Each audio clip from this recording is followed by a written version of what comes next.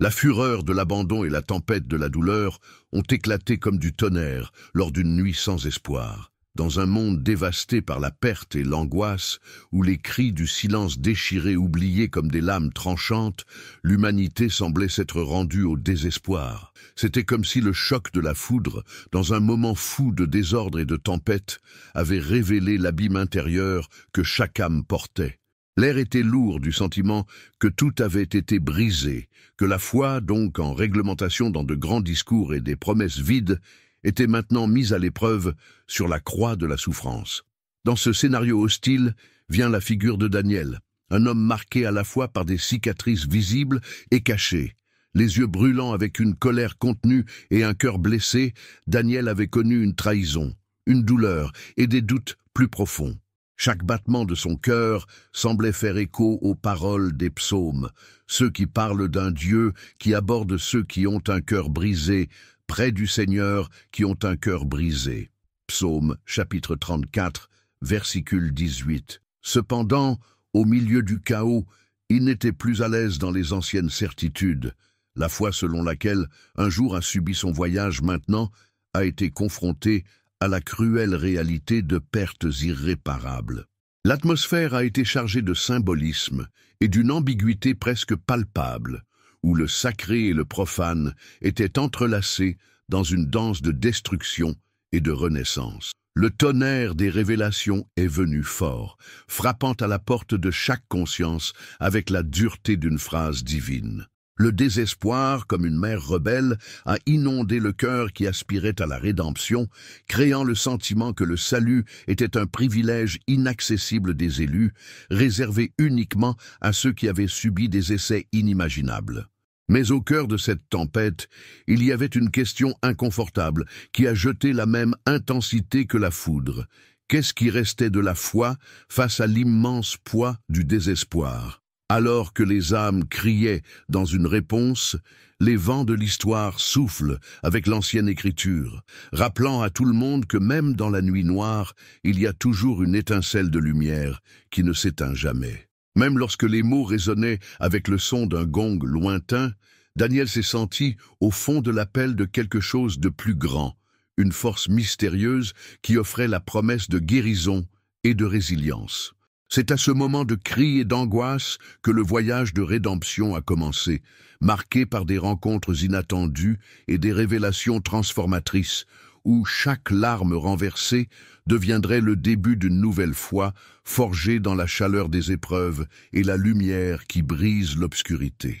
Au milieu de la ruine, Daniel s'est lancé dans un pèlerinage qui le mènerait au long des voies anciennes, où la poussière de l'époque se mélangeait aux marques des batailles intérieures. Chaque étape était un acte de courage face à l'abîme, et la route, pleine de souvenirs bibliques évocateurs, était une trace d'épines, qui, cependant, ont conduit à la clairière de l'espoir. À sa manière, il a trouvé des personnages singuliers, des gens brisés, mais prêts à reconstruire leur vie au milieu du chaos.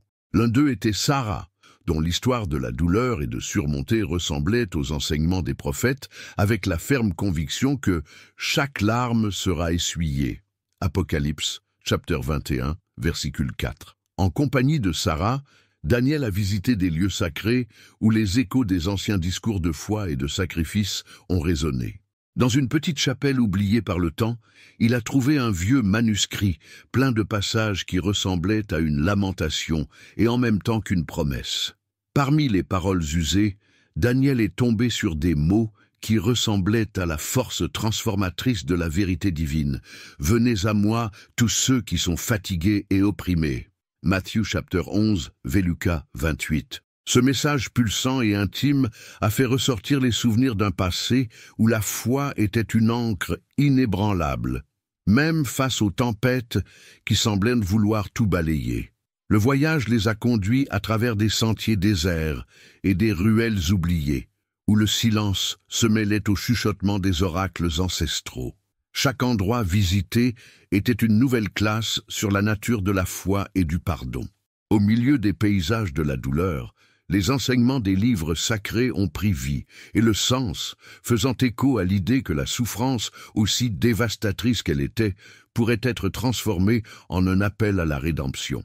Le rapport de bataille, à la fois externe et interne, ressemble au passage où les disciples ont marché aux côtés de Jésus face aux tempêtes avec une foi qui les a soutenus à l'incertitude.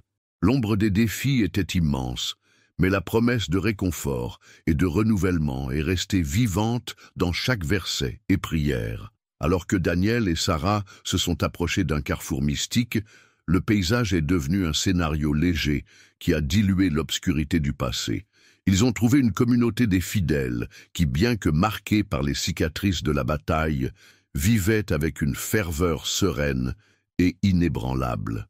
Là, les cris du désespoir ont été remplacés par des chants de louange et de méditation, créant une atmosphère où les coups de compassion divine étaient présents dans chaque geste et parole. La rencontre avec ses frères de foi a réaffirmé que même dans les coins les plus sombres de l'esprit humain, l'espoir pourrait émerger comme un phare, illuminant la route vers une transformation profonde et véritable. Alors que la route se déroulait, le voyage s'est transformé en un champ de bataille spirituelle, où chaque cœur était la guerre contre ses propres ombres. Daniel, fortifié par les expériences et les leçons trouvées, a commencé à voir que la foi n'était pas seulement un refuge passif, mais une force active qui nécessite du courage, de la résilience et, surtout, de l'amour. Une nuit chanceuse, tout en méditant au bord d'un ancien puits d'eau cristalline, il a rappelé les paroles du prophète Isaïe qui proclament « Mais ceux qui attendent dans le Seigneur renouvellent leur force ». Isaïe chapitre 40, versiculum 31. C'est là que l'écho du message sacré a suscité en lui un sentiment de renouvellement, où la douleur a transmuté la possibilité d'un nouveau départ. La promenade a suivi avec des rencontres qui ont contesté la vision limitée de l'humanité. Dans un vieux chemin de terre, entre les ruines et les traces de civilisations oubliées, Daniel a été témoin de scènes qui semblaient hors des paraboles du millénaire. Une figure énigmatique, vêtue de manteau simple, a prononcé des mots de confort et d'avertissement, rappelant les enseignements des proverbes sur l'importance de la sagesse et de l'humilité. Faites confiance au Seigneur de tout votre cœur et ne restez pas dans votre propre compréhension. Proverbe chapitre 3, versicule 5, résonnant dans l'air comme une symphonie de la foi, mettant chaque âme à se libérer des chaînes de la fierté et du désespoir. À ces moments d'introspection, Daniel a commencé à comprendre que le vrai salut n'était pas dans la simple croyance aveugle, mais dans l'expérience authentique des valeurs divines, dans la pratique de l'amour du voisin et dans la recherche incessante de la justice et de la vérité. Chaque étape franchie était une déclaration selon laquelle la foi, combinée à l'action, pouvait transformer la souffrance la plus profonde en un puissant outil de guérison. Dans la chaleur de cette révélation, il a revécu des scènes frappantes de l'histoire sacrée, des souvenirs de miracles, de la guérison et des sauvetages spirituels, tels que ceux réalisés les jours de Jésus parmi les marginalisés et oubliés par la société. L'émotion a débordé quand, avant Twilight, Daniel et ses compagnons se sont réunis dans un cercle de prière. Là, chaque voix était unie avec une chorale, à la fois fragile et délicate, comme la promesse d'une renaissance. C'est à ce moment qu'il a réalisé l'intensité de la vérité. La foi était une flamme qui, étant nourrie par l'engagement et l'amour, ne s'est jamais éteinte, même face aux vents les plus féroces. Cette constatation a répercuté son esprit comme un appel à des armes, et pas de la guerre, mais de la rédemption et de l'offre de compassion pour affronter ses propres démons et se rendre avec le corps et l'âme à un chemin de transformation et de guérison. Au milieu des larmes et des sourires, les cris de l'angoisse d'antan ont été remplacés par des murmures de gratitude et d'espoir. Les cicatrices qui ont insisté sur le marquage ont révélé, sous la douce lumière de la foi renouvelée, la beauté des marques de ceux qui ont vécu et appris. Chaque obstacle dépassé est alors devenu un témoignage vivant de la vérité ancienne, que même lorsque tout semble perdu, il y a toujours une opportunité de recommencer, de rencontrer la grâce qui calme et restaure l'esprit. À l'aube d'un nouveau jour, l'horizon a émergé avec la promesse de guérison et de renouvellement. Daniel, maintenant transformé par l'expérience qui a transcendé les barrières de la souffrance, regarda le monde avec les yeux de ceux qui comprennent que le voyage du salut est fait de persévérance, d'amour et d'action consciente. Les mots sacrés, qui semblaient autrefois résonner uniquement parmi les murs froids du désespoir, ont pris vie dans chaque geste et décision, en le transformant en un messager de l'espoir. Peu à peu, son itinéraire est devenu un phare pour tant de cœurs qui ont été perdus dans l'obscurité de l'époque.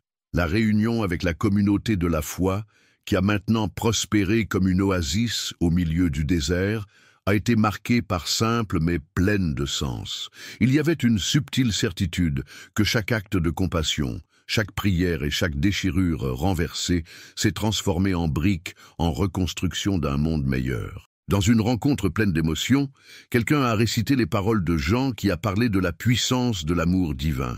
Dieu est l'amour, et celui qui reste amoureux reste en Dieu. D'abord, à Jean chapitre 4, Velusicle 16. Ce message a résonné fort, remplissant le cœur de la foi et de la détermination à continuer à faire face à des batailles quotidiennes avec la conviction que la lumière de Dieu ne s'éteint jamais.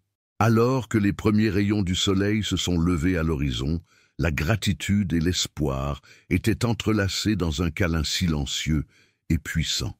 Daniel a estimé que toutes ces souffrances avaient préparé la voie à ce moment exact de rédemption.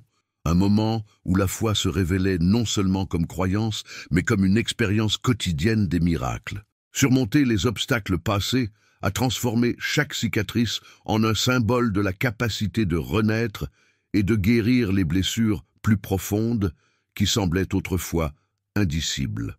Que la lumière de la foi et la guérison de l'espoir trouvent toujours la maison dans votre cœur, et qu'ensemble nous pouvons transformer chaque déchirure en un symbole de renaissance et d'amour. Merci d'avoir fait partie de ce voyage, et si vous le souhaitez, laissez votre soutien afin que ce message atteigne encore plus les âmes de transformation soif.